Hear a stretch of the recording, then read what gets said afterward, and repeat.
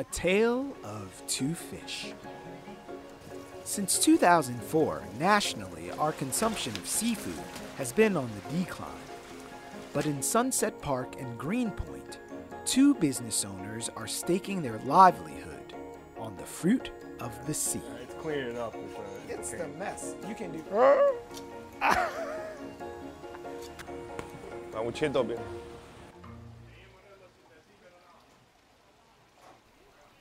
Will Shu's family immigrated from China in 2010, and almost 3 years ago, he opened the Kim Fong Market on 8th Avenue in Sunset Park.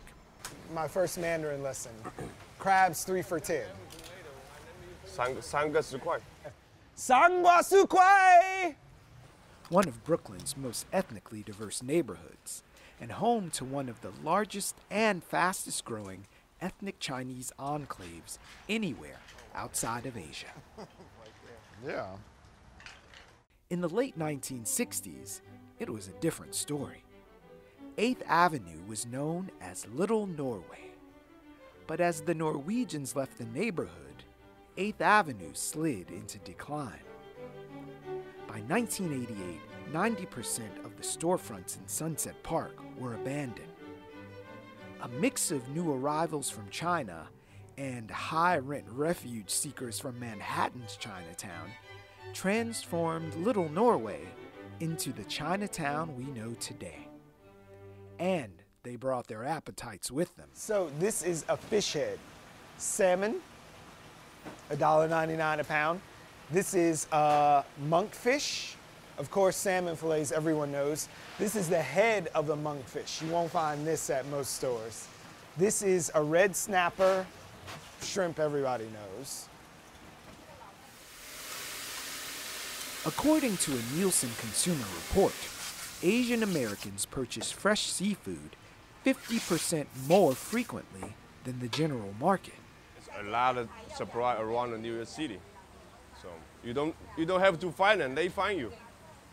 You know, when you open a store, they come to your store. Dexter is Will's crab supplier.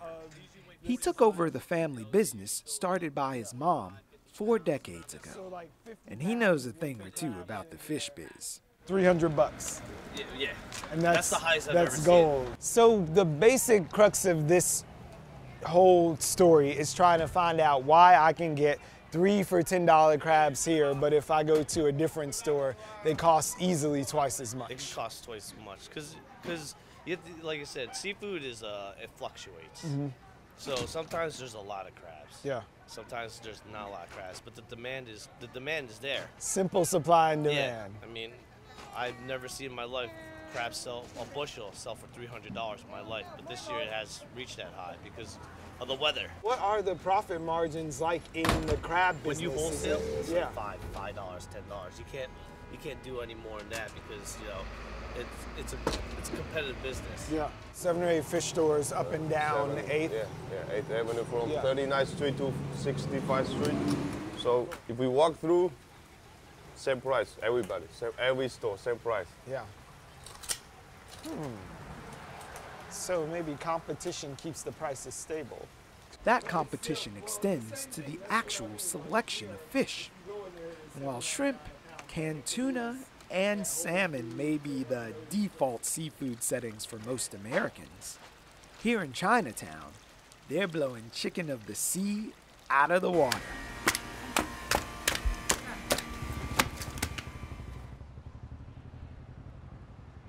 At Greenpoint Fish and Lobster Co. in Greenpoint, the fish program encourages exploration.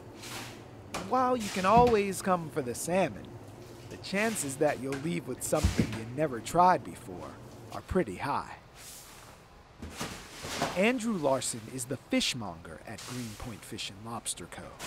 A transplanted New Englander, fish is in his blood. So one of the things that always gets me is when I go to a restaurant and there's an MP next to the dish I might want to order, the market price. How do they come up with that? Yeah, well, the market price is set by the market, literally. So where the restaurant's sourcing its fish from, is going to have a unique price every day based on catch, based on the difficulty of acquiring the product. For various reasons, how fish are caught or farmed, the volume of sales, the rents for retail spaces, prices can be significantly different at the two markets.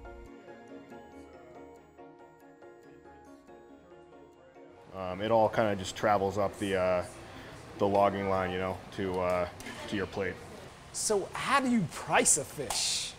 Like any business, we buy a fish at a specific price, and then we have to figure out the yield if it's like a fillet. So we have experience now and we know, oh, it's 20% or 30%, but you take what you buy the fish from and you take what your yield is, what you get, and you make a little bit of a margin, and it's a simple kind of math formula there. And that's why it's so important to have good mongers who cut the fish well, because I can't weigh every single fish before it's cut and after it's cut. So if they're not cutting it as well and they're losing fish and leaving it on the frame, on the bones, and that's 10%, my profitability is only 10% at the end of the year. That's about £1.25 pounds. Cool. This is an impressive school of fish you got going on. Yeah, we try to, everyone does the display a little bit differently, but in general, I try to get, you know, it full with 2 to 4 species. If we have a nice big one, I might put a nice big one in the back, but right now we all got just small fish. And yeah, now I'm gonna start working on the shellfish showcase. Shellfish showcase. Say that fast 3 times. We have this beautiful program with sustainable seafood, and one of the hardest parts about that is educating people, teaching people about new fish, because everybody comes in and they want to say something that they know and they recognize and is easy, so they say salmon.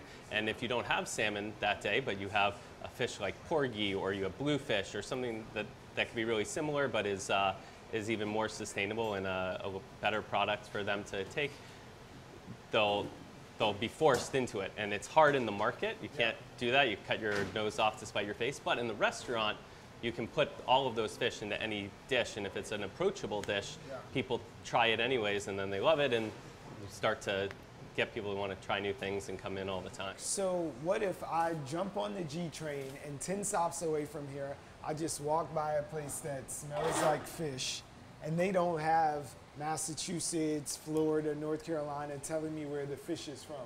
Am I being an irresponsible consumer then? Ask them, and if they can give you an answer and you believe them, then they just do it that way. Yeah.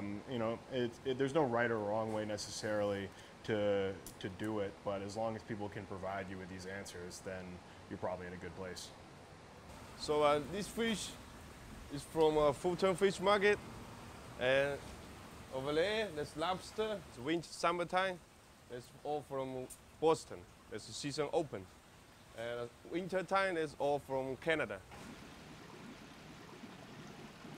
I have a shipper over there.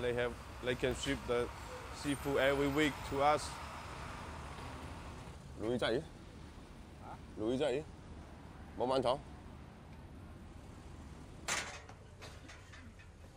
Even when you are looking for a bargain, it doesn't have to be at the expense of the planet. Knowing the source of your fish is a way to protect the oceans from overfishing and workers from exploitation.